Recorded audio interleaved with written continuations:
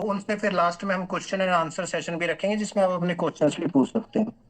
सो साक्षी ma'am, इसके साथ start करते हैं। मैम, आप हमें बताइए कि कौन कौन से टिप्स होंगे हमारे मेंबर्स के लिए, किस तरीके से अभी इंटरव्यू की तैयारी स्टार्ट कर लेनी चाहिए। सबसे पहले तो बिल्कुल प्रिसाइज क्लियर नोट के साथ में स्टार्ट करूंगी कि आप अपना सेल्फ इंट्रोडक्टरी तैयार कीजिए 2 to 3 मिनट्स का। उसमें आप अपना जो 10th का, 12th का, ग्रेजुएशन का, मास्टर्स का, वो आप बोल सकते हैं। अगर आप कहीं पे जॉब कर रहे हैं तो अपना एक्सपीरियंस शेयर कर सकते हैं। ठीक है। अगर आपका स्पेसिफिक सब्जेक्ट है, जैसे कि अगर आप पीजीटी के लिए जा रहे हैं तो कॉमर्स का है, इकोनॉमिक्स का है, तो उसके रिगार्डिंग आप बात कर सकते हैं। उसके साथ साथ आप एनसीईआरटी का जो आपका सिलेबस है उस पर आप फोकस कीजिए। उसी में से ही आप 2-3 टॉपिक प्रिपेयर कर लीजिए डेमो के लिए। डेमो 3 to 4 मिनट्स का रहता है। आप यूज कीजिए व्हाइट बोर्ड, कैसे आप उस पर प्रेजेंट करते हैं, टॉपिक लिखिए, नाम लिखिए, डेट लिखिए, उसको प्रेजेंट करने का तरीका। तो 2-3 टॉपिक आप उस डेमो के लिए प्रिपेयर कर लीजिए जो भी एनसीईआरटी में एज पर द सिलेबस है। जी मैम, आपको रोकना चाहूंगा। जी सर। जी मैडम, हमारे साथ में केवीएस के इंटरव्यू में जिन्होंने काफी अच्छा किया, हमारे साथ में नेहा जी भी मौजूद हैं। नेहा जी, आप अपनी थोड़ी सी जर्नी शेयर करें कि किस तरीके से आपको हाईएस्ट मार्क्स मिले। आउट ऑफ 60 बात करें तो करीब करीब 56 मार्क्स आपने स्कोर किया था, राइट? जी तो सर। थोड़ा सा बताइए आपने किस तरीके से इंटरव्यू दिया, किस तरीके से तैयारी की। जी। जी sir, thank you for inviting मी।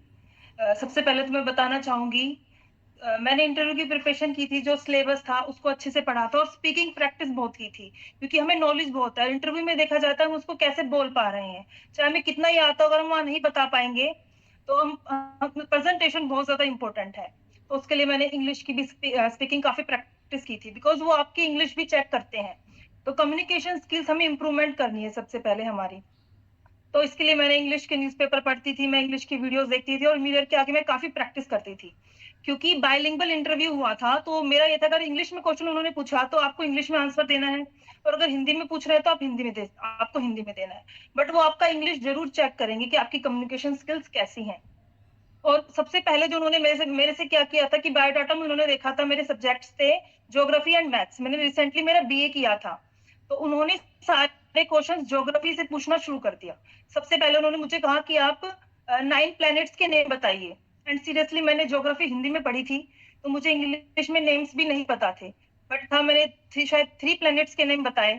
फिर उन्होंने पूछा कि हमारी जो अर्थ है वो कौन सी गैलेक्सी में है, मैं ये भी भूल गई थी। फिर मैंने थोड़ा सा सोचा, फिर मुझे याद आया मिल्की वे, मैंने तुरंत बोला। फिर उन्होंने मुझे कहा कि आप सोलर एक्लिप्स बनाइए, मुझे ये नहीं पता था क्योंकि मैंने सारा हिंदी में पढ़ा था, ज्योग्राफी मैंने कभी पढ़ा ही नहीं इंग्लिश। फिर मैंने एक सन बनाया, मुझे लगा ये सौर मंडल होगा, बीच में मैंने सन बनाया, चारों तरफ मैंने ग्रह बना दिए। फिर वो कह रहे सूर्य ग्रहण बनाइए, फिर मैंने बताया कि मैंने सर हिंदी में पढ़ा है। तब उन्होंने कहा कि आप सूर्य ग्रहण बनाइए, फिर मैंने बोर्ड पर सामने बनाया कि अर्थ जो बीच में मून आते हैं जिस तरह भी। फिर उसके बाद में उन्होंने कहा आप ल्यूनर एक्लिप्स बनाइए। अब मुझे लगा था कि सोलर एक्लिप्स सूर्य ग्रहण है तो ल्यूनर फिर पक्का चंद्र ग्रहण होगा, तो मैंने उसको भी बनाया। फिर उन्होंने एक डिवीजन दिया मेरे को करने के लिए कि आप इसको डिवाइड कीजिए, और मैंने डिवाइड करके नीचे रिमाइंडर को छोड़ दिया, मैंने आगे सोल्व नहीं किया। फिर उन्होंने कहा आप आगे सोल्व कीजिए, डेसिमल लगाइए। फिर उन्होंने मुझे कहा आप घबरा रहे हैं, मैंने कहा नहीं सर मैं नहीं घबरा रही हूँ। नहीं आप पानी पी लीजिए, आप बहुत घबरा रहे हैं। उनको लगा कि मैं इजी क्वेश्चन नहीं बता पा रही तो मैं पैनिक हो जाऊंगी। बट मैंने मेरा कॉन्फिडेंस बिल्कुल भी लूज नहीं किया था, और मैंने उनको फर्मली बोला सर मैं बिल्कुल नहीं घबरा रही हूँ और मुझे पानी पीने की भी जरूरत नहीं है। तो मुझे जो लगता है कि नॉलेज से ज्यादा वहां पे आपका कॉन्फिडेंस, कम्युनिकेशन स्किल्स बहुत मैटर करते हैं। और मैं इंटरव्यू के बाद रो रही थी कि मैंने तो 9 प्लैनेट्स भी नहीं बताए, कि मेरा तो नहीं होगा। पर सबसे इंपॉर्टेंट, मैंने मेरा कॉन्फिडेंस बिल्कुल लूज नहीं किया, और कम्युनिकेशन स्किल्स बहुत अच्छी थी। तो इस कारण जब मेरे मार्क्स आए तो मैं खुद शॉक थी। तब मुझे लगा हाँ सच में सब कुछ मैटर करता है, नॉलेज के अलावा भी आपकी प्रेजेंटेशन, आपका कॉन्फिडेंस और कम्युनिकेशन स्किल्स। तो सबसे पहले आपको इन सब चीजों पे फोकस करना चाहिए, स्पीकिंग प्रैक्टिस। क्योंकि नॉलेज तो हम सभी को होती है, हम प्रिपरेशन करते हैं तो सबको हो जाती है, बट उस टाइम पर कौन कैसा अपने आप को प्रेजेंट कर पा रहा है तो बहुत इंपॉर्टेंट है। मतलब मैंने इतने क्वेश्चन जो इजी इजी थे वो भी मैं कंफ्यूज हो गई थी बताने में, बट फिर भी मैंने अच्छा स्कोर किया। तो I think it matters a lot कि आपको बहुत काम रहना है, कि आपको पैनिक नहीं होना है। वो ये भी चेक करते हैं कि आपको आंसर नहीं आ रहा तो उसमें आप क्या रिएक्ट कर रहे हो, आपका रिएक्शन वो देखते हैं कि आगे जाकर के आप अंडर प्रेशर तो नहीं आ जाओगे, काम आएगा। तो वो ये चीज जरूर देखते हैं कि आपको चीज नहीं आ रही, वो मैटर नहीं करता कि आपको आंसर नहीं आ रहा, तो उस सिचुएशन को आप कैसे हैंडल कर रहे हो, वो ये चीज देखते हैं कि आप प्रेशर को किस तरह से झेल पा रहे हो या नहीं झेल पा रहे हो, तो वो इस चीज को जरूर देखते हैं। तो आप सभी को मैं यही कहना चाहूंगी कि be confident, don't panic, don't lose confidence, क्योंकि हमारी जो पर्सनैलिटी है हम कुछ महीनों में या कुछ दिनों में नहीं बना सकते। ये हमारी एक पर्सनैलिटी, हम इंटरव्यू की तैयारी कर ही नहीं सकते क्योंकि हमारी पर्सनैलिटी बन चुकी है। हम फेक पर्सनैलिटी दिखाते हैं तो वो भी इंटरव्यू में एक साइकोलॉजिस्ट होते हैं, हमें पकड़ लेते हैं कि फेक पर्सनैलिटी है। बट हम इंप्रूव कर सकते हैं अपना confidence, communication skills and speaking practice. जी thank you thank you. Very much ma'am. आपने अपना इंटरव्यू एक्सपीरियंस शेयर किया और आपने बताया कि बिल्कुल ऑनेस्ट रहना है, हमें कॉन्फिडेंट रहना है। बहुत सारी चीजें इतने कम टाइम में नहीं सीख सकते, लेकिन कम कंटेंट पढ़ के जाए और अच्छे से उसको प्रेजेंट करें और कॉन्फिडेंटली आंसर करें। जी सर, आपका कहने का सिंपल मतलब ये आंसर इज है। Important then the complicated one, simple and clear answer is important. जी, लेकिन साथ ही साथ केवीएस और एनवीएस के बारे में भी थोड़ा सा पढ़ लें कि ये किस तरीके से ऑपरेट होते हैं। बिल्कुल और बिल्कुल। इनके जो जो इनकी जैसे हेडक्वार्टर कहाँ पे है, हेडक्वार्टर में क्या हायरार्की रहती है, इन सब के बारे में आपको जरूर पता होना चाहिए। कितने रीजनल ऑफिसेज हैं, कहाँ कहाँ हार्डकोर स्टेशन हैं, कहाँ पे कौन सा नॉर्थ साउथ ईस्ट वेस्ट में आता है, ये सब बेसिक आपको पता होना चाहिए। जैसे आपसे पूछा जा सकता है कि आपने केवीएस को ही क्यों चुना। ट्रांसफर्स होती हैं, प्रमोशंस होते हैं, हार्ड एरियाज दी जाती हैं, रूरल बैकग्राउंड दिया जाता है, तो आप कैसे मैनेज करेंगे, अपनी फैमिली को कैसे बैलेंस करेंगे। तो इन सब के जो कॉमन क्वेश्चंस हैं उन सब के आंसर्स आपके पास होने चाहिए। वो डिफर करता है पर्सन वेरी टू वेरी। वो जैसे आप अपने बारे में उनको बताएंगे उसके अकॉर्डिंग ही वो आपसे क्वेरी करेंगे। ठीक है, एज पर योर पर्सनालिटी, एज पर योर एज, जैसे आप वहां पे बिहेव करेंगे, जैसे तो उसके अकॉर्डिंग ही वो क्वेश्चंस स्टार्ट होंगे। ठीक है, सबसे मेन चीज यहाँ पे मैंने काफी बार देखी है, जो डॉक्यूमेंट्स रहते हैं, डॉक्यूमेंट्स में जैसे कई बार क्या होता है कि कैंडिडेट को पता ही नहीं होता है कि वो एक टाइम पे डुअल डिग्री कर रहे होते हैं। जब हम कर रहे होते हैं तब हमें लगता है कि हम ये भी कर लेते हैं, वो भी कर लेते हैं। अगर कभी बीएड के अकॉर्डिंग कोई भी वैकेंसी आई तो हम वो यूज कर लेंगे, एमकॉम के अकॉर्डिंग कोई डिग्री आई, पोस्ट ग्रेजुएशन के अकॉर्डिंग कोई डिग्री आई तो हम ये डॉक्यूमेंट लगा देंगे। तो मेक श्योर कीजिए कि आप वहां पे कोई भी ऐसी डिग्री ना प्रेजेंट करें जो एक टाइम में दो है।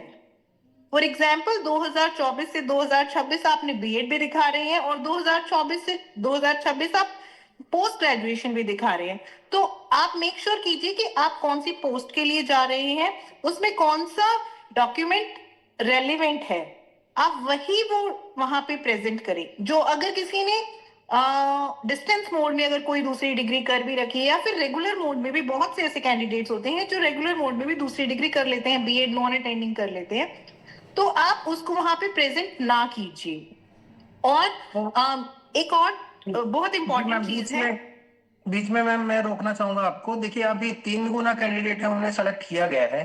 सुनने में आ रहा है कि बहुत सारे कैंडिडेट जैसे यूपी बिहार से कुछ फेक यूनिवर्सिटी की डिग्री में की वजह से भी रिजेक्ट हो जाते हैं। तो कुछ ऐसा भी है, कितने सारे ही कैंडिडेट्स को मौका मिलेगा या डॉक्यूमेंट वेरिफिकेशन पहले हो जाएगा? यस सर, उसके बारे में डॉक्यूमेंट थोड़ा सा वेरिफिकेशन बता पहले दीजिए। ही हो जाता है। इंटरव्यू जैसे ही होता है एक लिस्ट आती है डॉक्यूमेंट वेरिफिकेशन के लिए। डॉक्यूमेंट वेरिफिकेशन के लिए सबको मौका मिलता है, एक एक डॉक्यूमेंट चेक होता है। और मैं यहाँ पे एक और चीज कहना चाहूंगी, जैसे कि सेमेस्टर सिस्टम चल रहा है अब ग्रेजुएशन पोस्ट ग्रेजुएशन में, तो वो आपकी हर सेमेस्टर की मार्कशीट देखते हैं। हालांकि उनका जो फोकस है वो डिग्री पे और जो कंबाइंड मार्कशीट रहती है उस पे रहता है, लेकिन आप मेक श्योर कीजिए कि आप ओरिजिनल डॉक्यूमेंट सारे लेकर जाएं और जो उनकी फोटो स्टेट है कि first semester, second semester, third semester की सारी डॉक्यूमेंट्स आप लेकर जाएं। सिर्फ और सिर्फ आप फाइनल ईयर की डिग्री या मार्कशीट ना लेकर जाएं। और एक और चीज, कई बार क्या होता है कि हमारा नाम, जैसे फॉर एग्जाम्पल अभी मेरा नाम साक्षी है, तो पर मेरे डॉक्यूमेंट्स में नाम साक्षी सिंगल है। अगर आप में से भी किसी का नाम ऐसे है, एक identity proof, photo identity proof with 2 और 3 फोटोग्राफ्स, पासपोर्ट साइज फोटोग्राफ्स, ये भी आप अपने साथ जरूर रखिएगा। तो ये तो रही डॉक्यूमेंट्स की बात। सबसे पहले डॉक्यूमेंट वेरिफिकेशन ही होगा। तो डॉक्यूमेंट वेरिफिकेशन जब आप क्लियर कर जाते हैं तो उसके बाद जब आप इंटरव्यू पे आते हैं तो इंटरव्यू में देखिए, जैसे मैंने आपको बताया कि पहले तो आपका 2-3 मिनट्स का सेल्फ इंट्रोडक्टरी सेशन रहेगा। सेल्फ इंट्रोडक्टरी सेशंस के बाद आपका जो है डेमो रहेगा। डेमो में आप एनसीईआरटी सिलेबस पे फोकस कीजिए।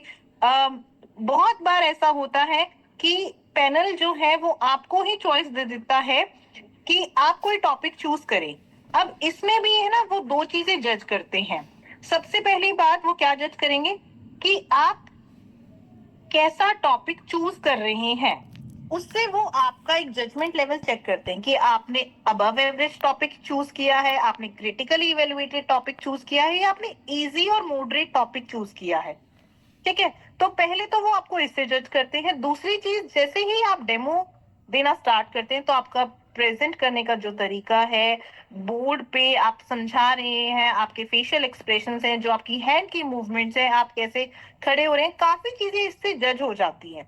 उसके बाद आपका आता है जो आप बोल रहे हैं उसका क्वालिटी। क्वालिटी मैटर करता है कि आप रेलेवेंट चीजें ही बोल रहे हैं या इरेलीवेंसी भी बोल रहे हैं। देखिए, जब आपको मौका मिलता है कि आप खुद से टॉपिक चूज करें, ठीक है, तो आपने वो ही टॉपिक प्रिपेयर किया हुआ होता है तो आप अच्छे से बता पाते हैं। लेकिन काफी बार ऐसा हो सकता है कि जो पैनल है वो अपनी पसंद का टॉपिक आपको दें।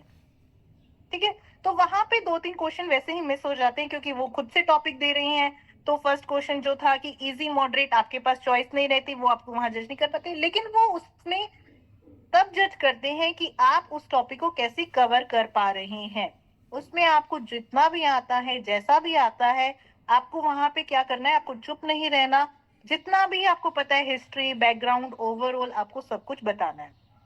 तो आपको, पर वो देंगे ही, मेक श्योर करेंगे कि देंगे वो पक्का एनसीईआरटी के उससे ही देंगे।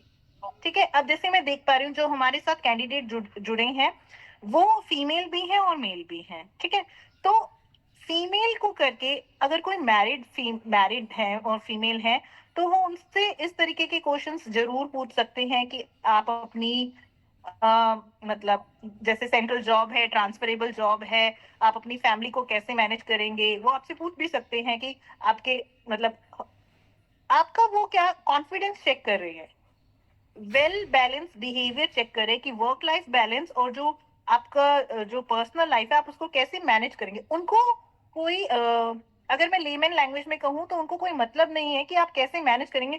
बस उनको वो कॉन्फिडेंस चेक करना, उनका वो स्पॉन्टेनियस आंसर चेक करना है कि आप केवीएस का जो जॉब है या फिर एनवीएस का जॉब है वो क्यों आपने चूज किया।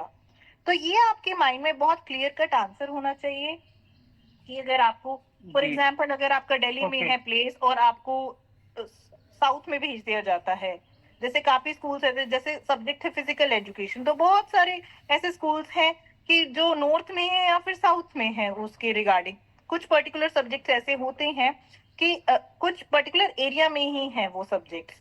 तो आपको ये बहुत क्लियर कट पता होना चाहिए कि हम केवीएस की जॉब क्यों चूज कर रहे हैं। अगर ट्रांसफरेबल जॉब आई, अगर हमें हार्डकोर स्टेशन दे दिया जाए तो हम कैसे मैनेज करेंगे। ये छोटे से 5-6 क्वेश्चंस, कॉमन क्वेश्चंस हैं जो आपको इनके आंसर्स आपको पता होने चाहिए।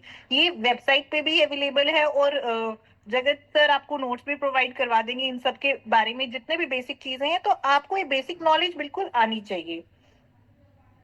जी, हमारे साथ में एक व्यूअर है अलोन वाकर, आप अपना क्वेश्चन पूछ सकते हैं आप। Good evening to all. वो मेरा क्वेश्चन ये है कि हम अगर हिंदी बोलते हैं चाहे इंग्लिश बोले, हमारा ना जो रीजनल है उसका टच आता है, कोई प्रॉब्लम तो नहीं होगी क्या इसमें? मैम आप अपना क्वेश्चन रिपीट कीजिए, ना वॉइस थोड़ा सा आपका ब्रेक हो गया बीच में। वो मैम मैं ये बोल रही थी, अगर हमसे कोई क्वेश्चन पूछा जाता है, अगर हम उसे बाइलिंगुअल देते हैं तो बिना जो हमारा टच है खुद के लैंग्वेज का वो आता है, उससे कोई प्रॉब्लम तो नहीं होगी? इससे कोई भी प्रॉब्लम नहीं होगी क्योंकि ये एक सेंट्रल लेवल का एग्जाम है। सभी स्टेट्स में केवीएस है और वो आपका जो ज्वाइनिंग है किसी भी स्टेट में दे सकते हैं। तो यहाँ पे कोई भी जो लैंग्वेज बैरियर है वो तो नहीं होगा, कोई प्रॉब्लम नहीं होगी।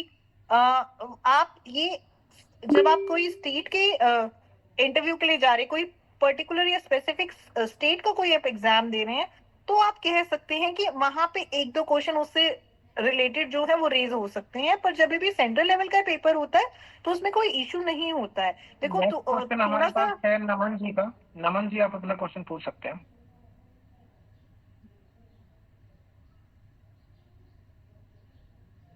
जसमीत सिंह नमन शर्मा, आप अपना क्वेश्चन पूछ सकते हैं।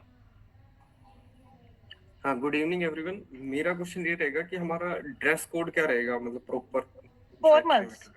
फॉर्मल्स आप लाइट कलर की शर्ट डालिए और ट्राउजर डालिए, फॉर्मल शूज डालिए, फॉर्मल वॉच पहनिए, और आपका जो ग्रूमिंग सेशन है, जो प्रॉपर हेयर कट होना चाहिए। और अभी भी डिपेंड करता है वैसे कि इंटरव्यू कब आ रहा है। अगर इट्स मतलब बहुत गर्मी है तो आप only shirt and trouser and with tie आप यूज कर सकते हैं। और आप अगर कंफर्टेबल है तो आप ब्लेजर भी पहन सकते हैं, पर वो फॉर्मल रहेगा। हमेशा कोशिश कीजिए कि लाइट कलर की शर्ट हो एंड डार्क कलर की ट्राउजर, वो कुछ भी हो सकता है depending upon your choice. Thank you ma'am. जी, जो नेक्स्ट हमारे पास है शक्ति रंजन जी, आप अपना क्वेश्चन पूछ सकते हैं। सुनील रावत जी, नेक्स्ट आप अपना क्वेश्चन पूछ सकते हैं।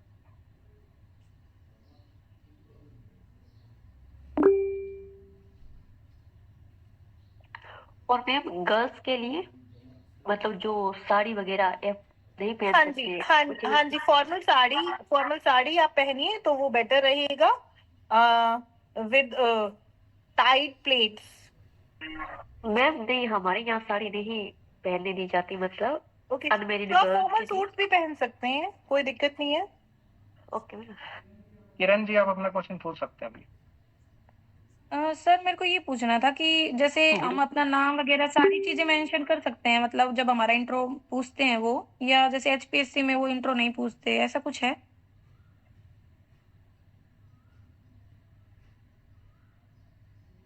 देखिए, एचपीएससी में तो आप अपनी पर्सनल इंफॉर्मेशन रिवील नहीं कर सकते, लेकिन आई गेस हमारे साथ नेहा जी हैं, वो सही तरीके से इसका आंसर कर पाएंगे। क्या अपनी पर्सनल डिटेल शेयर कर सकते हैं नेहा जी?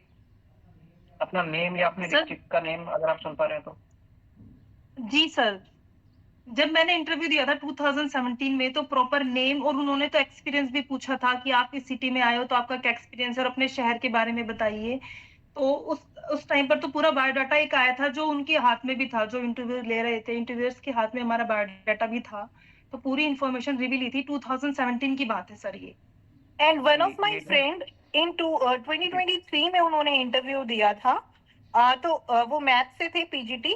उन्होंने भी प्रॉपर अपना नाम, अपना एक्सपीरियंस, अपना वो कहाँ से आते हैं, थोड़े से जहाँ से आते हैं उसकी जो स्पेशलिटी है, वो किस चीज के लिए फेमस है, वो उन्होंने सारी चीज कही थी। और वो इंटरेस्टेड होते हैं जानने में कि आप कौन से स्टेट से हैं, कौन से डिस्ट्रिक्ट से हैं, वो किस चीज के लिए फेमस है, थोड़ा सा अगर हाईलाइटेड है तो वो पॉइंट। मैम फिर ये और पूछना था कि जैसे जो क्वेश्चन वो मतलब जिस लैंग्वेज में पूछते हैं उसी लैंग्वेज में आंसर देना है, या हम जिसमें कंफर्टेबल है उसमें दे सकते हैं? देखो, कोशिश ये कीजिए कि अगर वो इंग्लिश में पूछ रहे हैं तो आप इंग्लिश में ही आंसर कीजिए, हिंदी में पूछ रहे हैं तो हिंदी में आंसर कीजिए। लेकिन ऐसा बिल्कुल भी नहीं होना चाहिए, अगर वो हिंदी में पूछ रहे हैं तो आप इंग्लिश में आंसर दें, ये नहीं होना चाहिए। अगर वो इंग्लिश में पूछ रहे हैं तो आपके पास चॉइस है, आप जिसमें कंफर्टेबल हो, इंग्लिश या हिंदी में। लेकिन ऐसा नहीं होना चाहिए, अगर वो हिंदी में बातचीत करना चाह रहे हैं तो आप वहां पे इंग्लिश में आंसर दें, वो थोड़ा सा ऑफेंसिव लगने लगता है। मैम जैसे अगर जैसे वो हिंदी में कोई टर्म बोलते हैं, जैसे क्योंकि कॉमर्स में बहुत सारी ऐसी टर्म्स होते हैं जो हिंदी में हमें खुद ही समझ नहीं आती, तो उसको तो हम बोल सकते हैं कि sir can you speak in English, नहीं, उसके तो बारे आप में? ये कह सकते हैं वहां पे आराम से पोलाइटली कि सर मेरा जो लैंग्वेज मीडियम है वो इंग्लिश मीडियम लैंग्वेज है, तो वो अपने आप ही उस टर्म को वो यूज करेंगे इंग्लिश में। आप मीडियम ऑफ लैंग्वेज आप वहां बोल सकते हैं कि हम, मेरा इंग्लिश है और हिंदी है। जी, सुनील जी, आप अपना क्वेश्चन पूछ सकते हैं। Yes, good evening, ma'am. My name is Sunil Rawat. I am from Uttarakhand, Dehradun. So actually, ma'am, I just wanted to know that, like, how should we proceed with our introduction? Like, what should be the order, actually? Like firstly we introduce ourselves, and then like I'm working currently somewhere, so shall I speak about my current working job, and so how should we actually proceed the order? Okay, सबसे पहले आप अपना नाम लीजिए, उसके बाद आप ये बताइए कि आपने 10th कहाँ से किया, 12th कहाँ से किया, ग्रेजुएशन कहाँ से किया, पोस्ट ग्रेजुएशन कहाँ से किया, और फिर आप बोल सकते हैं I belong to this state and now I am working as an, जो भी आप स्कूल टीचर हैं या फिर गवर्नमेंट जॉब में आप बारे में बता सकते हैं। अगर आपको 1 साल से ज्यादा हो गया है तो आप वहां पे मेंशन भी कर सकते हैं अपना year experience. Like Jatin ji, we have some other experience, I think. I mean industry experience. Can we reveal that experience also? Industry experience, Yes, ma'am. हाँ, मतलब कर सकते हैं आप, लेकिन अगर मुझे आप बिल्कुल स्पेसिफिक पूछ रहे हैं तो I also want to know your बता पाऊंगी। I mean, ma'am, I am working as a software developer in IT company. So I just wanted to know whether I shall speak up of देखो, them. आप ये बोल सकते हैं कि आप एज अ सॉफ्टवेयर डेवलपर हैं, लेकिन उसके रिगार्डिंग फिर आपके यहाँ 4-5 क्वेश्चंस भी रेज होंगे, तो यू शुड बी अवेयर और justified with all the question and answers. Okay. Thank you. जी नेक्स्ट जतिन जी, आप अपना क्वेश्चन पूछ सकते हैं। Good evening everyone. Ma'am actually मेरा क्वेश्चन ये है कि जब हमारी जो डेमो टीचिंग होती है उसके अंदर हमें हाइपोथेटिकली स्टूडेंट्स को सोच के टीच करना होता है, या ऐसे जैसे जो पैनल है उन्हीं के सामने टीच करना है कि पैनल का नाम लेके जो प्रोनाउन अगर हम यूज करें, लाइक हेलो स्टूडेंट्स आज हम ये टॉपिक पढ़ेंगे, या ऐसा कुछ? हाँ, तो आप वहां पे जितने भी पैनलिस्ट होते हैं वो आप उनको सोच सकते हैं कि वो आपके एज अ क्लास स्टूडेंट्स हैं। आप एक क्लास में हैं, एक सिमुलेशन की तरह होता है वो, कि आप टीचर हैं जो भी आपको सुन रहे हैं। बेसिकली वहां पे क्या होता है, एक पैनल होता है जिसमें 4 to 5 मेंबर्स बैठते हैं, ठीक है। एक साइकोलॉजिस्ट होता है जो आपके हैंड्स को, आपकी पर्सनालिटी को ऑब्जर्व करता है, और एक गेट पे भी एक पर्सन होता है जो आपको इन और आउट कर रहा होता है। तो आप पैनिक ना होइए कि वो हमेशा खड़ा रहता है जो इन एंड आउट करता है। कई बार ऐसे होता है ना कि अगर हमारे साथ कोई खड़ा है तो हम थोड़ा पैनिक हो जाते हैं, या फिर हम लेमन लैंग्वेज में कि ये मतलब हम थोड़ा सा ऑफेंड महसूस करते हैं कि खड़ा क्यों है, थोड़ा सा हेजिटेशन होने लग जाता है। तो मान के चलिए कि 4 to 5 मेंबर्स का पैनल होगा, उसमें एक साइकोलॉजिस्ट भी होगा, एक ऑब्जर्वर भी होगा, और एक डोर पे बैठा हुआ एक व्यक्ति होगा जो आपको इन और आउट करेगा। तो आप उन सबको स्टूडेंट ही समझिए, और आपको उनको पढ़ाना है एज अ स्टूडेंट करके ही, ओके मैम, जैसे आप अपनी क्लास में पढ़ाते हैं। और आप इससे पहले उनसे परमिशन भी ले सकते हैं कि क्या हम आपको जो है स्टूडेंट मान के और इस तरीके से डेमो दे सकते हैं। आप परमिशन ले लेंगे तो और अच्छा रहेगा। नेक्स्ट हमारे साथ में है आशु जी हैं। आशु जी, आप अपना क्वेश्चन पूछ सकते हैं। सर जैसे लास्ट ईयर जो एग्जाम था there is conducted by KVS, but now this time exam is conducted by CBSE, and in syllabus there is not mentioned psychology, so there will be examiner which is asked question based on psychology. हाँ, it may be, हो सकता है, ऐसा हमेशा पूछा जाता है, क्योंकि आप ऐसे कार्य जहाँ पे आपको बच्चों की साइकोलॉजी के साथ डील करना पड़ेगा। वहां पे आपको एक बच्चा है, वो आपको एक ही चीज को बार बार भी रिपीट करवा सकता है, या फिर उसका टेम्परामेंट। तो साइकोलॉजी की एक क्वेश्चन आपसे जा सकते हैं कि आपका टेम्परामेंट या फिर आपका बिहेवियर कैसा हो सकता है अगर बच्चा ऐसी सिचुएशन क्रिएट करता है। तो अगर मेंशन नहीं भी है तो भी वो आपसे साइकोलॉजिस्ट के क्वेश्चन पूछ सकते हैं, और पूछे जाते भी हैं। What is the main syllabus of this interview which is not mentioned in Vigyapti or recruitment? देखिए, जो सिलेबस अगर मेंशन नहीं है, साइकोलॉजी का जो सिलेबस होता है आपको वही पढ़ना पड़ेगा। कहीं से भी डाउनलोड कर सकते हैं, से रिलेटेड जो स्कूल में आपको पढ़ाना है तो उससे रिलेटेड पे भी आपको मिल जाएगा। मैम करंट ज्यादा पैनिक मत होइए। अब वो आपसे ये नहीं पूछेंगे साइकोलॉजी में जैसे इसके एलिमेंट्स बताइए, वो आपसे ना प्रैक्टिकली केस स्टडी कुछ देकर, और वो आपसे पूछना चाहेंगे कि इसमें आप कैसे बिहेव करेंगे, आपका एक्शन कैसे होगा, आपका रिएक्शन कैसे होगा। तो वो प्रैक्टिकली सिनेरियो कुछ भी दे सकते हैं आपको, स्कूल का, एडमिनिस्ट्रेटिव का, तो उसमें आपको बताना है कि आपका एक्शन और रिएक्शन कैसे होगा अगर कुछ ऐसा मेंशन नहीं है तो। एंड मैम करंट अफेयर्स वगैरह भी पढ़ने होंगे मैम? बिल्कुल बिल्कुल, करंट अफेयर्स पढ़ने हैं, सेंट्रल लेवल पे बजट पढ़ना है, मार्केट में जो भी उथल पुथल चल रही है, वॉर का सिनेरियो है, ये सब पढ़ना है। वो आपसे कुछ भी पूछ सकते हैं depending upon your subject, depending upon your hobbies, आप क्या कह रहे हैं, आप किस तरीके से डिलीवर कर रही है किस चीज को, वो सब उससे कोरिलेट करते हैं। नीलम डेली जी, आप अब अपना न्यूज़पेपर क्वेश्चन पूछ सकते हैं। पढ़िए। और मैम जिन्होंने कोरोना में की है मतलब बीएड, उन्हें उनसे रिलेटेड कुछ पूछ सकते हैं, क्योंकि हमें थोड़ा आइडिया है, हमारी बीएड हुई है, ऑनलाइन था सब कुछ। जी जी। देखो तो कोरोना की जो कीवर्ड्स आप उन्हें देंगे, जो बताएंगे, कुछ भी चलते हैं। नेक्स्ट हमारे साथ में हेलो मैम, जैसे मेरा जो कंप्यूटर साइंस है, तो कंप्यूटर साइंस में अगर सपोज मैं अगर कोई चार्ट पेपर वगैरह कुछ बना के लेके जाना चाहती हूँ एज एन स्टडी मटेरियल, तो अलाउ मी? देखिए, तो डिपेंडिंग अपन रहता है कि जो वहाँ पे मॉनिटर्स बैठते हैं, वो आपको अंदर भेजते हैं, इंटरव्यू जहाँ होना होता है, कि वो अलाउ कर रहे हैं या नहीं कर रहे हैं। वैसे तो जैसे देखिए, आप बीएड एमएड कर रहे होते हैं, तो एमएड में एक डेजर्टेशन बनवाई जाती है। तो वो जो बच्चा एमएड किया हुआ होता है, तो वो डेजर्टेशन अपने साथ में लेके जाते हैं, वो वहां देखते हैं, वो बताते हैं हमने डेजर्टेशन बनाई, इस टॉपिक पे बनाई, ठीक है। तो ऐसे अगर हैंडफुल मटेरियल आप लेकर जा सकते हैं, अलाउ करते हैं, तो it will be easy for you. अगर वो अलाउ नहीं करते हैं तो भी आपको पैनिक नहीं होना। मैम वहाँ पे जैसे मेरा कंप्यूटर साइंस है, तो वहाँ पे मुझसे प्रोग्रामिंग भी करवा सकते हैं क्या, मतलब प्रैक्टिकल ऐसा कुछ रहेगा?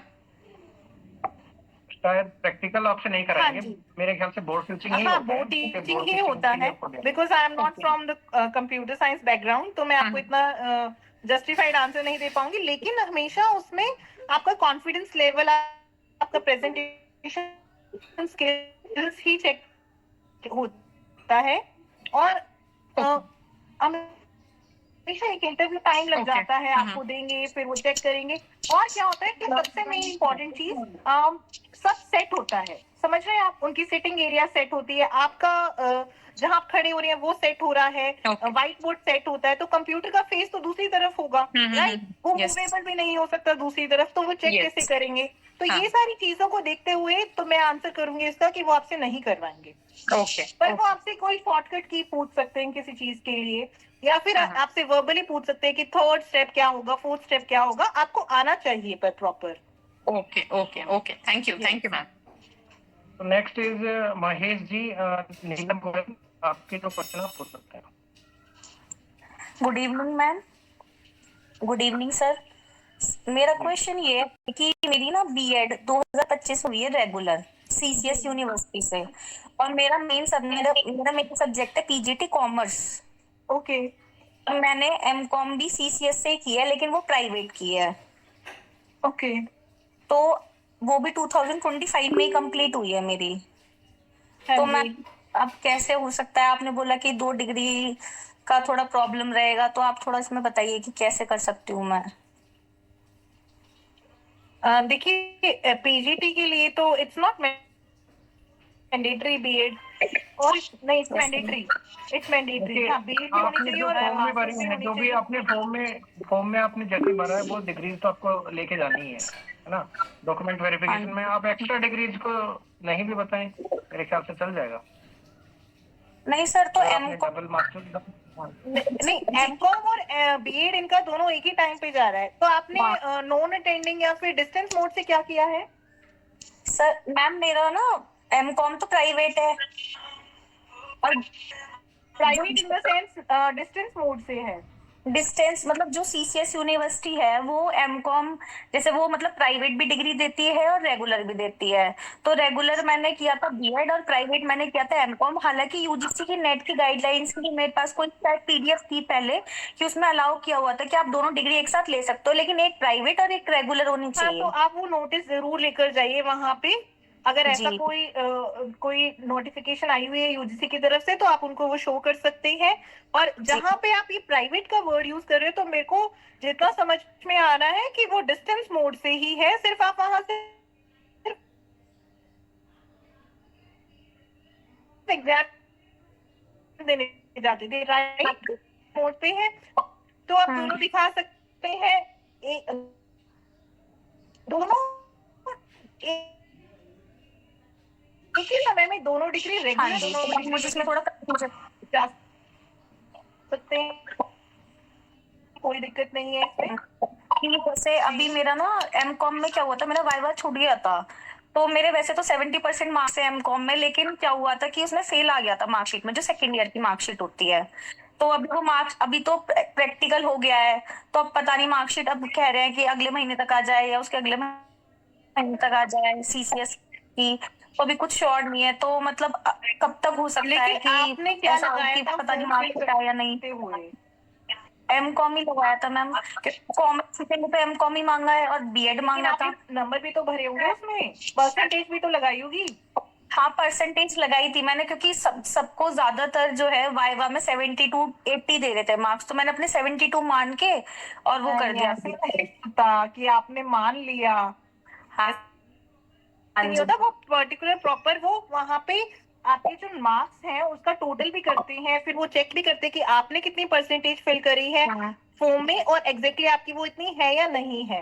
और मैम अगर पौधे की थोड़ी मिस्टेक हो गई फॉर्म भरते टाइम पे, ऐसा कुछ हो जाए तो वो वहां पे रेक्टिफाई करेंगे और फिर आपकी वेटेज उसके अकॉर्डिंग बनाएंगे।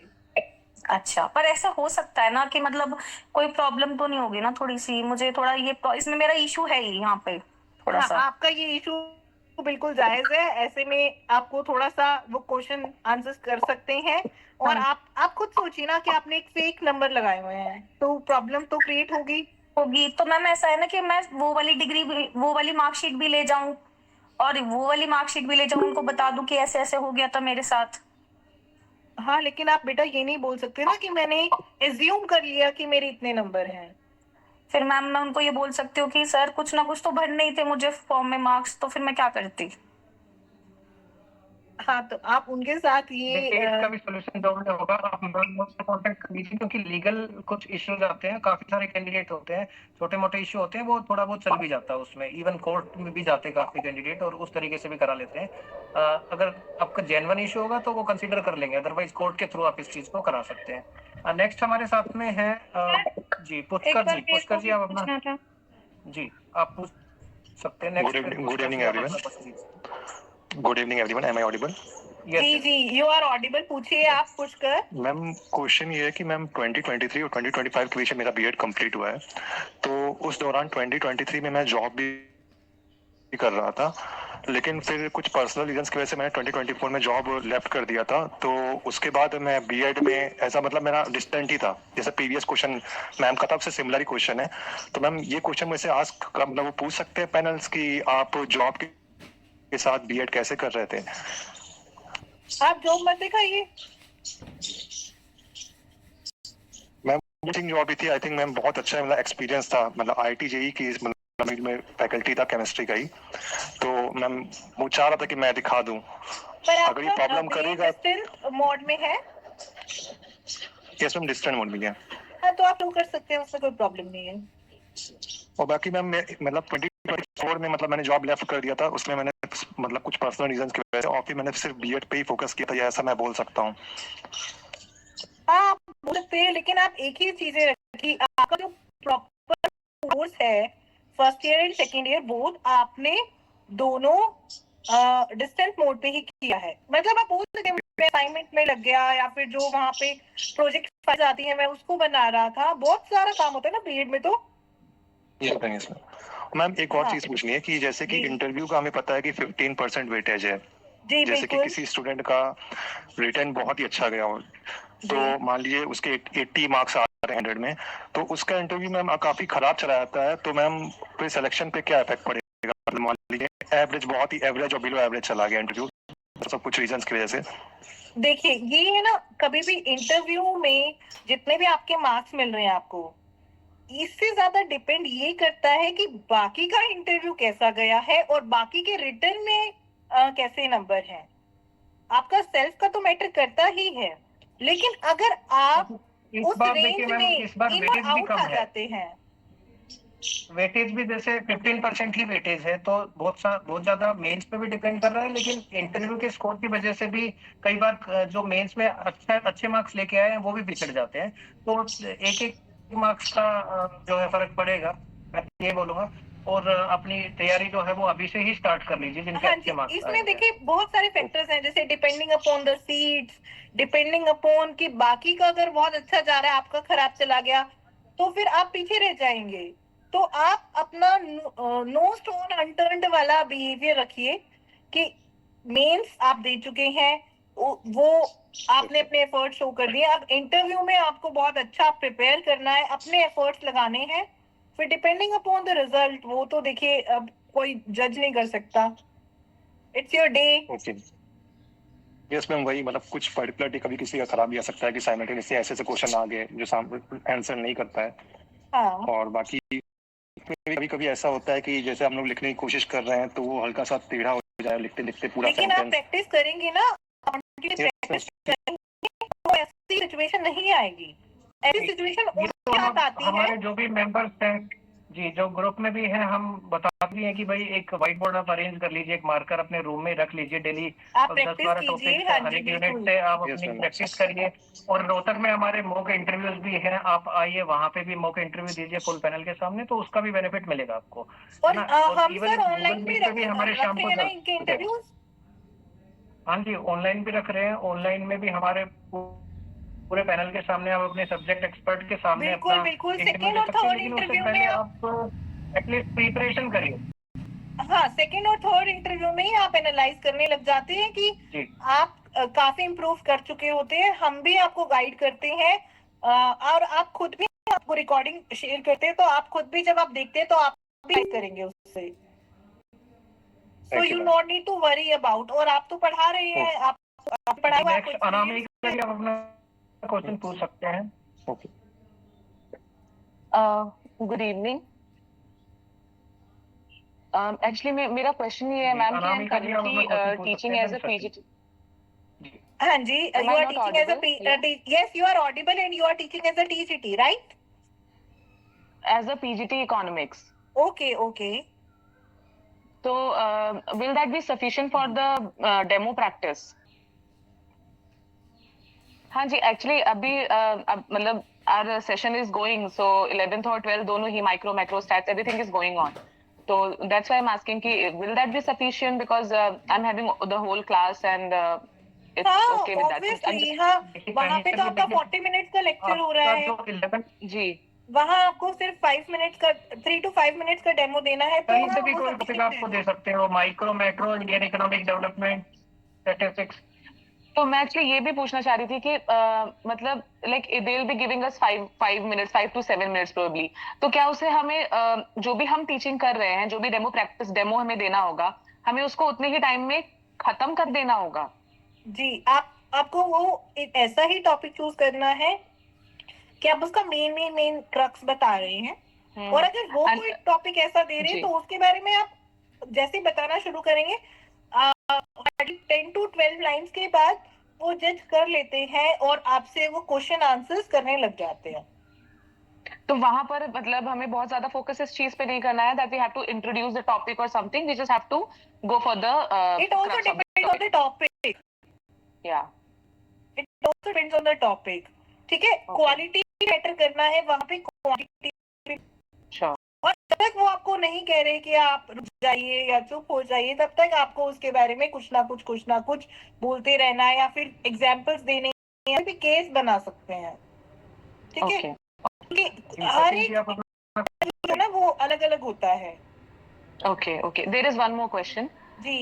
Actually I have been teaching since 2016, तो back then actually I was MCom commerce PG, तो उस टाइम पर दे जो प्राइवेट स्कूल्स होते हैं they appoint you as economics teacher, but for KV it is not, commerce post graduates can not. So meanwhile, while I was teaching, I pursued my MA Economics also from IGNOU. Okay. That won't create the problem, I believe. No, they don't create a problem. IGNOU है तो distance से है, आप कर सकते हैं teaching के साथ साथ. आप कहते हैं ना मुझे स्कूल वालों ने अलाउ किया. हाँ, okay. Okay, sure. Thank you so much. जी, इसके अलावा किसी का कोई क्वेश्चन है? सर मेरा हाँ है. जी, बोलिए. सर मैम मेरे को ये पूछना था कि मुझे एफिडेविट की रिक्वायरमेंट होगी क्या? जैसे मेरा वही सेम इशू है कि मैंने फॉर्म अप्लाई करते टाइम मतलब जो ऑब्टेन मार्क्स थे उसके अकॉर्डिंग परसेंटेज डाली थी, लेकिन जब मुझे एक्चुअल सर्टिफिकेट मिली तो उसमें ना मार्क्स नहीं है, उसमें सीजीपीए है, और मैं सीजीपीए को उनके फॉर्मूला के अकॉर्डिंग कन्वर्ट करती हूँ तो मेरी परसेंटेज अलग आती है. हाँ, तो कोई बात नहीं. आपके पास जब रिजल्ट आया उसका फोटोकॉपी है? हाँ जी, तो आप वो भी लेकर जाइए, और जो एक्चुअल मार्कशीट आई सीजीपीए के अकॉर्डिंग आप उसको भी लेकर जाइए. वो अपने आप वहाँ पे पीछे फॉर्मूला होता है, आप उसको बैकशीट करेंगे ना. हाँ, वो उसी से मैम अलग आ रही है. पहले जैसे मुझे फॉर्मूला पता नहीं था तो मैंने मार्क्स के अकॉर्डिंग कर दिया था. जी, तो आप दोनों लेकर जाइए, वो अपने आप कैलकुलेट कर लेंगे. जो उनको बेस्ट सूटेड लगेगा वो आपका नोट डाउन कर लेंगे. वो मुझसे फिर क्वेश्चनिंग वगैरह नहीं करेंगे कि मतलब इतनी बड़ी मिस्टेक वगैरह लाइक एज की? नो, आपके पास दोनों प्रूफ है ना? हाँ जी मैम, और बिल्कुल दोनों प्रूफ के अकॉर्डिंग आपने इन्फॉर्मेशन बिल्कुल सही दी है. बिल्कुल. हाँ, तो आप उसमें कोई भी ग्लिच में नहीं है. Okay ma'am. Okay. Next Sandeep ji, आप पूछ सकते हैं अपना क्वेश्चन. हरी ईश्वर, आप भी पूछ सकते हैं. मैम मेरा क्वेश्चन है, जो कैटेगरी सर्टिफिकेट बोला है ना उन्होंने, तो वो मैंने अब बनाया है मैम, मार्च में बनाया है. अब मार्च में वो फॉर्म भरते हुए आपने क्या लिखा? मैम देखा ही नहीं, वो उसमें लाइन थी ना कि उसी डेट का चाहिए था, नवंबर का. जी बट बिल्कुल. अब है इसी फाइनेंशियल ईयर का है, जी 31 मार्च से पहले का बनाया, तो चलेगा नहीं वो? आप लेकर जा सकते हैं, लेकिन देखिए मैं देखो मैम, निराशावादी fraud तो बात है तो नहीं नहीं. करना चाहूंगी. मैम फ्रॉड तो है नहीं, हम पिछले सर्टिफिकेट भी दिखा सकते हैं, बट हमने वो चीज देखी ही नहीं कि उस टाइम का मांग रहे थे वो, जब फॉर्म भर रहे थे तो हम उस टाइम भी बना लेते शायद. हमने वो चीज देखी ही देखिए, नहीं. अब मैं आपको बताती हूँ कि आप केवीएस छोटी मोटी ऑर्गेनाइजेशन नहीं है, बहुत ही रिनाउंड ऑर्गेनाइजेशन है ना? ठीक है, सेंट्रल है, और ये जॉब भी बड़ी प्रेस्टिजियस जॉब है, तो कोई भी गलती आपको बैकफायर कर सकती है. तो मेक श्योर कि आपका ईच एंड एवरी डॉक्यूमेंट जो वो बिल्कुल आप क्लीन चिट दे आपको. देखिए, मैं बिल्कुल निराशावादी बात नहीं करना चाहूंगी, लेकिन आपके पॉइंट ऑफ व्यू पे एक गलती तो है ये. जी मैम. ठीक है, तो आपने बहुत ही हम्बल तरीके से उसको प्रेजेंट करना है. कोशिश करनी है कि वहां पे आपको रोका ना जाए इस बात के लिए.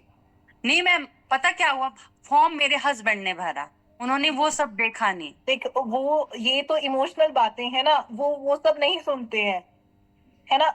वो तो जो टिक हो गया चेक बॉक्स पे वो टिक है, जो क्रॉस हो गया वो क्रॉस हो गया. तो आप ये कर सकते हैं, एक तो आप हम्बल रहिए, रिक्वेस्ट कर सकते हैं. तीसरी चीज, आप अपना पीछे का भी डॉक्यूमेंट लेकर जाइए और आगे वाला डॉक्यूमेंट भी लेकर जाइए. हो सकता है आपकी डेस्टिनी मैटर कर रही है, दिन आपका अच्छा है, आपके फेवर में है, तो चीजें निकल जाए स्मूथली. Okay ma'am. है ना? नहीं तो देखिए, बाकी फिर ऐसा भी रहता है मैम इस केस में कि बहुत सारे कैंडिडेट जिनका सेम इश्यू होता है, आप लोग सारे मिल करके, और काफी दूसरी भर्तियों में भी देखा होगा कि कोर्ट के थ्रू आप लोग इंटरव्यू प्रोसेस तक जा सकते हैं और भर्ती में बने रहते हैं. तो वो चीज भी आप, अगर वो अलाउ नहीं करते हैं तो फिर वो रूट आप ले सकते हैं. ठीक है, ओके, थैंक यू मैम. जगत जी से पर्सनली भी पूछेंगे तो वो आपको गाइड कर देंगे. So you don't need to worry about. ठीक है मैम. डॉक्यूमेंट से रिलेटेड कोई भी इशू आता है तो वो मुझसे कांटेक्ट कर सकते हैं. अगर केवीएस मना करता है या कोई भी रिक्रूटमेंट ऑर्गेनाइजेशन आपको मना करती है तो आप मुझसे कांटेक्ट कर सकते हैं. मैम टीचिंग एक्सपीरियंस है किसी को तो उसके भी मार्क्स मिलते हैं क्या? टीचिंग एक्सपीरियंस वो डिपेंड करता है कि आपका टीचिंग एक्सपीरियंस कहाँ पर है, किस लेवल पे है. गवर्नमेंट स्कूल में ही है, लेक्चरर इकोनॉमिक्स ही है. ओके, तो आपने वो फॉर्म फिल करते हुए फिल किया था? शायद किया होगा, मुझे पता नहीं है। तो आप कंफर्म कीजिए ना। नहीं तो अभी जब नहीं, मैं वैसे तो बायोडाटा देखिए बनाऊंगी 85% तो मेंस का है, 15% आपका एक्सपीरियंस है, तो आई गेस कि कोई एक्सपीरियंस के नंबर नहीं है, लेकिन आपको वो इंटरव्यू में हेल्प कर सकता है अगर आप वो ये सब बता रहे हैं तो, for the better marks. Okay ma'am, जी ठीक है, thank you ma'am. Ma'am form fill करते वक्त एक्सपीरियंस मांगा ही नहीं था। Hello, okay, good evening ma'am. Good evening, बताइए सचिन, आप Good अपना evening, क्वेश्चन sir. रखिए। मैम मैंने ना 2023 में बीएड कंप्लीट किया regular from Faridabad, and MA economics मैंने 2020 में फिल किया था, मेरा कंप्लीट 2022 में हो गया था ओके, एकदम से। बट इससे ठीक है, पहले मैंने एमकॉम भी कर रखा था 2016 में, एंड ठीक है, I was teaching from 2009 in my coaching center PGT Economics, and I have 4-year experience in private school as a PGT Economics, ठीक है। and I am comfortable in both language Hindi as well as English. तो ma'am मुझे बताइए कि पहले मेरे document में कोई प्रॉब्लम तो नहीं आएगी इसमें, कोरेस्पोंडेंस एंड रेगुलर की जो डिग्री है मेरे पे बीएड की? नहीं, आपका वो डिफरेंट डिफरेंट टाइमिंग पे है, हाँ जी मैम। तो कोई प्रॉब्लम नहीं है। डिफरेंट टाइमिंग पे है, एक रेगुलर है, एक डिस्टेंस से है, तो भी कोई प्रॉब्लम नहीं है। आप बेसिकली कहना चाह रहे हैं कि आपका जो एक उसमें शायद री आ गया है, कुछ हो गया। मैंने तो मैम 1 साल ड्रॉप कर दिया था, दिया नहीं था एग्जाम। ओके, दिया नहीं था। मेरी 60+ है परसेंटेज एमए इकोनॉमिक्स में। हाँ, तो कोई दिक्कत नहीं है, तो आपने उसके एग्जाम्स बाद में दिए, राइट? और बीएड yes, आपने पहले शुरू कर दिया? नहीं, बीएड बाद में स्टार्ट किया मैंने 2022 में, एंड मैंने 22 में ही एमए इकोनॉमिक्स के एग्जाम दिए थे। हाँ हाँ, तो आपका आपने जो एमए इकोनॉमिक्स पहले स्टार्ट किया, बीएड आपने बाद में शुरू किया, लेकिन एमए इकोनॉमिक्स खत्म बाद में हुआ, बीएड एडमिशन पहले हो गया, यही कह रहे हैं आप? Yes ma'am. हाँ, तो कोई प्रॉब्लम नहीं है। एंड मैम डेमो टीचिंग के लिए जो सब्जेक्ट आप लेकिन वहाँ पे पर्टिकुलर स्पेसिफिक बताइए कि रेगुलर मोड में है, डिस्टेंस में, वहाँ पे जो डॉक्यूमेंट वेरीफाई है वो आपसे प्रॉपर कॉन्वर्सेशन करते हैं, आप उनको प्रॉपर समझाइएगा, ठीक है? और जो भी चीज वो पूछ रहे हैं वो क्लियर आंसर रखिएगा। Okay, next ma'am there is a मतलब a weird question actually in 2023 KVS का जो एग्जाम हुआ था उसमें आई गॉट 132 मार्क्स, तो 2 मार्क्स से मेरा इंटरव्यू रह गया था, but I started preparing for interview. तो व्हाइल आई वाज इंटरव्यू का मतलब प्रैक्टिस चल रही थी, उस टाइम पर जो कोचिंग में जो पैनल था, they told me that actually I am having a tattoo on my hand, wrist. बिल्कुल बिल्कुल बिल्कुल। So they told me that you have to hide it. हाँ Is जी, that so? हाँ, बहुत से ऐसे गवर्नमेंट ऑर्गेनाइजेशंस हैं जो करती है आपको इन सब चीजों के लिए, and obviously you are going for the school teaching, तो फॉर गवर्नमेंट स्कूल में जा रहे हैं और वहाँ पे हर कल्चर के लोग हैं, वर्क डाइवर्सिटी भी है, तो ये थोड़ा सा देखो डिफरेंशिएट है। लेकिन आपने क्या बनवाया हुआ है? मेरा नाम लिखा है, just my name, a little bird. Okay, and a little bird, तो वो आपसे इसका मीनिंग मतलब क्वेश्चन हो सकता है, आप पूछ सकते हैं क्या मोटिवेशन मिली आपको, तो वो एक फेवरेबल पॉजिटिव एस्पेक्ट बोलना है। Okay, so I don't need to hide it because अगर गर्मी का मौसम होगा तो it will be हाँ, तो आप कॉटन पहन सकते हैं वैसे फुल स्लीव, लेकिन अगर नहीं हो पा रहा है तो वो देखो क्वेश्चन तो कर सकते हैं और डेफिनेटली करेंगे। आपको एक बहुत ही पीसफुल पॉजिटिव और मोटिवेटेड माइंडसेट में उनको डिलीवर करना करेंगे आप उन चीजों को। Okay, it won't be judged, right? Ma'am वो आप जज करें। मैम मैं ऐड करूँ कुछ चीज इसमें? जी जी हाँ जी, बताइए। मैम वो जो आपको उस टाइम इंटरव्यू के टाइम में जब आपको आने के बोल रहे थे ना कि आप मार्क नाम नहीं दिखना चाहिए, क्योंकि इंटरव्यू पैनल के पास में केवल आपका रोल नंबर के अलावा आपका नाम वगैरह कुछ नहीं होता, ठीक है? ना ही आपका रोल नंबर होता, बल्कि उनके पास नहीं, बट उनको पता नहीं था सर कि मेरे हाथ पे नाम लिखा हुआ है मेरा, they just notice the tattoo की टेक्स्ट कुछ है। आप इंटरव्यू पैनल के सामने अपनी कोई आइडेंटिटी नहीं दे सकते, बस वो उस पैनल के लिए, मतलब कि उस चीज के लिए नहीं रोका कि आप टैटू लगा करके स्कूल में नहीं जा सकते, आप अपनी आइडेंटिटी नहीं बता सकते कि मैं कौन हूँ, क्योंकि बहुत सारे इंटरव्यू पैनल को आपको नहीं पता था आप कहाँ से आए हो, कहाँ से बिलोंग करते हो, आपका नाम क्या है। और उनके पास एक आपकी आईडी है और उस आईडी के हिसाब भी आप पे वो नंबर लगाते हैं to be fairness of the interview. इसलिए आपको ये कहा होगा कि आप ये हाइट, क्योंकि कोई भी ऐसा मार्क्स नहीं होना चाहिए जिससे कोई पर्टिकुलर बंदा रिवील हो जाए मेरी आइडेंटिटी। बस। Okay okay, thank you so much sir, thank you. Okay जी, इसके अलावा किसी का कोई क्वेश्चन है?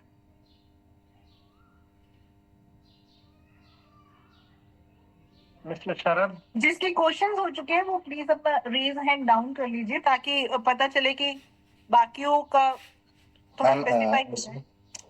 And as we know that the KVS is an organization which is located in northeast and in the southern part of our country. So in that area, we can see that the students are not very much comfortable in Hindi teaching. Yes. If there is any kind of aspirant who has written the answer in Hindi and who is comfortable in teaching in Hindi in the demo classes, so will that work? देखिए, सबसे पहली बात तो जब आपका KVS में selection होता है तो वो जो लोकेशन दे रहे हैं वो प्योरली डिपेंड कि कहाँ पे कितनी वैकेंसी है, किस सब्जेक्ट में वैकेंसी है, वो सब थोड़ा जज करके ही देते हैं। फॉर एग्जांपल अभी आप कह रहे हो कि आपका बिल्कुल प्योर हिंदी मीडियम है, आपको साउथ में भेज रहे हैं, साउथ में क्या है, वो वहाँ का उनका खुद का लोकल लैंग्वेज है या फिर इंग्लिश है ना। तो जब आपका सिलेक्शन होता है उनके पास आपके सारे डॉक्यूमेंट्स हैं और ऐसा हो भी सकता है कि डिपेंडिंग अपॉन अगर वहाँ वैकेंसी ज्यादा है और उनको अलॉट करना पड़ रहा है तो अलॉट कर भी सकते हैं। तो आपको वो यही तो दिखा रहे हैं कि क्या आप उस चीज में कंफर्टेबल हैं। अगर आपने पहले ही मना कर दिया फॉर एग्जांपल नहीं, क्योंकि चॉइस तो आपके पास आती ना, आपके पास ऑफर लेटर आ गया, जैसे इंटरव्यू के लिए भी आपके पास वो ऑफर लेटर भेजेंगे बाय मेल, चॉइस आपके पास है ना कि आपको जाना ही नहीं जाना इंटरव्यू देने। ऐसे ही ज्वाइनिंग के लिए भी उन्होंने लोकेशन शेयर कर दी। अब now you have a choice ना कि आपको ज्वाइनिंग देनी है विद इन 15 डेज। तो क्या आप कंफर्टेबल है और आप अपने आप को कितना बैलेंसिंग वे में वहां प्रेजेंट कर रहे हैं या फिर आपकी लर्निंग पावर कितनी है कि आप उस चीज को सीख पा रहे हैं। देखो बहुत सारे जो लोग होते हैं अगर उनके पास ऑल्टरनेटिव ऑप्शन होते हैं तो वो स्किप कर देते हैं। जिनके पास ऑप्शंस नहीं है, जिनको जॉब बहुत प्रिय है, वो करते हैं, मैनेज करते हैं, सीखते हैं। तो ये तो थोड़ा सा एक्सक्यूज नहीं हो पाएगा ऐसे तो। Ma'am, one more question was there. So in this time, KVS has given the notice that the student should have the subject in graduation, studied the subject in graduation. But ma'am, I was having my BBA at that time, BBA then MA Economics. So, but in BBA, I have studied Indian Economics, Macroeconomics, and Economics in 3 semesters. So will it work? It will work, definitely work. Because there is nothing mentioned there that they have studied for this whole 3 years. मैंने इसलिए बोला कि आप पर semester की marksheet लेकर जाइए और जो पोस्ट ग्रेजुएशन होता है उसका ही स्पेसिफाइड होता है, तो it will definitely work for you. Okay, thank you ma'am. Sunil ji, आप अपना क्वेश्चन पूछ सकते हैं। Good evening ma'am. जी मैम, मेरा डाउट है कि जो मेरे डॉक्यूमेंट है उसमें तो सभी में मेरी मदर का नेम सेम है, लेकिन जो मेरी मदर के डॉक्यूमेंट है उसमें मदर के नेम में देवी लगा हुआ है सर नेम में, तो उसका तो कोई इशू क्रिएट नहीं होगा ना? हाँ, तो बेटा आप उसमें वो एक एफिडेविट बनवा लें कि मतलब प्रॉपर नाम क्या है आपकी मदर का? चरना नाम है, तो मेरे डॉक्यूमेंट में चरना है बट मदर के डॉक्यूमेंट में चरना देवी है। नहीं, मदर के डॉक्यूमेंट आप क्यों लेकर जा रहे हो? नहीं, जैसे आधार कार्ड वगैरह अगर यूज हो रहा है। नहीं, वो आपके ही सारे डॉक्यूमेंट्स में चेक करेंगे। आपका ही 10th का जो डॉक्यूमेंट है, 12th का डॉक्यूमेंट है या फिर मास्टर्स का डॉक्यूमेंट है, वो आपके ही मदर्स का नेम चेक करेंगे कि उसमें सब सिमिलर होना चाहिए।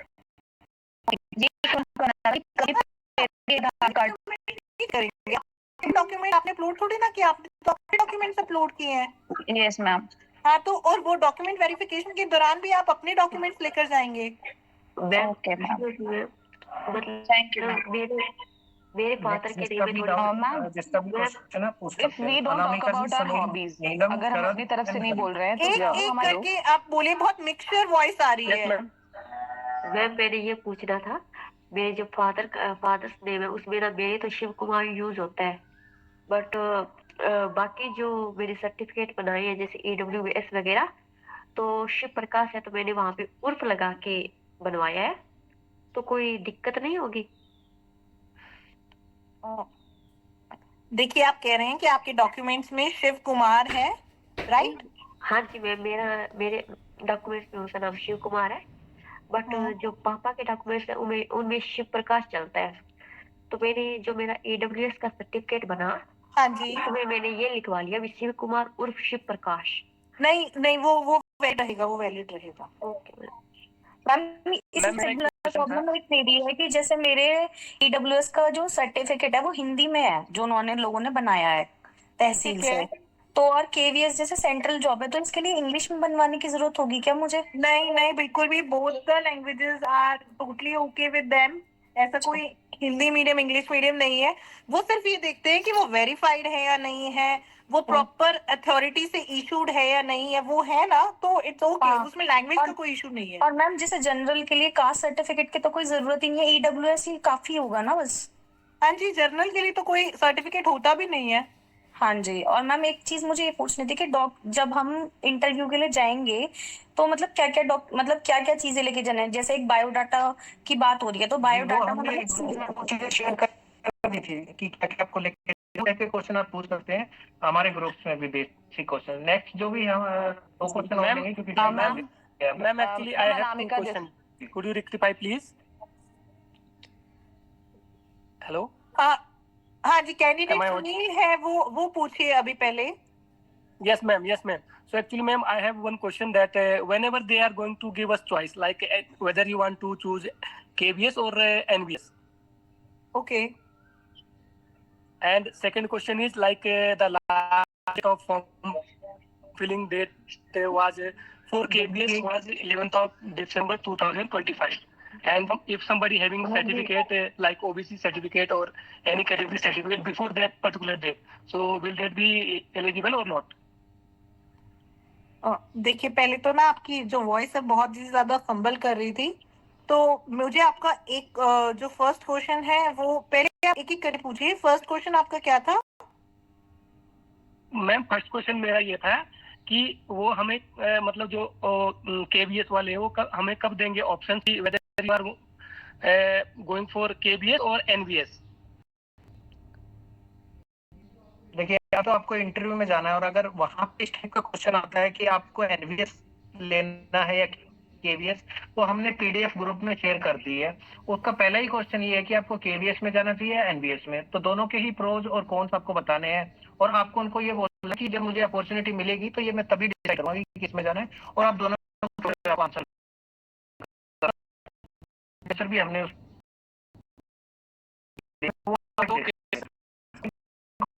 नेक्स्ट क्वेश्चन कि माना हमारा जो सर्टिफिकेट है वो प्रीवियस बना, जैसे एक साल पहले का बना है, जो कि 2025, और हमारा जो सर्टिफिकेट बना है वो था उसके कोई इशू है क्या? का बना दिसंबर 2025 के बाद का बना है आपका, तो आपने मतलब हमने वही पुराना हमारे पास पड़ा था ना, एक पुराना जो एक्सपायर हो गया था। डेट क्या है? वो मैम नवंबर 2024 का बना हुआ था। ओके, हाँ, तो इसमें तो आपको थोड़ा सा जगत जी से बात करने की जरूरत है। एक्चुअली मैम वो एक्सपायर हो गया था ना, तो रिन्यू करना था उसको। हाँ जी, रिन्यू करना था, और रिन्यू वाला ही लगना चाहिए था। डॉक्यूमेंट से रिलेटेड कोई भी क्वेश्चन हो तो आप मुझसे पूछ सकते हैं, डीवी से रिलेटेड। मेरा नंबर है 8577003600। आप इस नंबर पे व्हाट्सएप करके डॉक्यूमेंट से रिलेटेड कर सकते हैं। बाकी इसके अलावा से रिलेटेड किसी के कोई और क्वेश्चन रहते हैं तो लास्ट एक दो क्वेश्चन लेंगे हम। मैम हाँ जी, बोलिए मैम एक्चुअली ये पूछना था मुझे कि if they don't ask about our hobbies, मतलब अगर हमने अपनी तरफ से नहीं बोला है और मतलब वो भी नहीं पूछ रहे हैं, तब तक तो ठीक है। बट अगर वो पूछते हैं तो हम जो भी अपनी हॉबी बताएंगे, we have to know everything about it. Yes obviously definitely. तो आर देयर चांसेस की, मतलब चांसेस तो होंगे ही कि वो पूछ सकते हैं हॉबीज के बारे में। हाँ, जब तक नहीं पूछ रहे तब तक आपको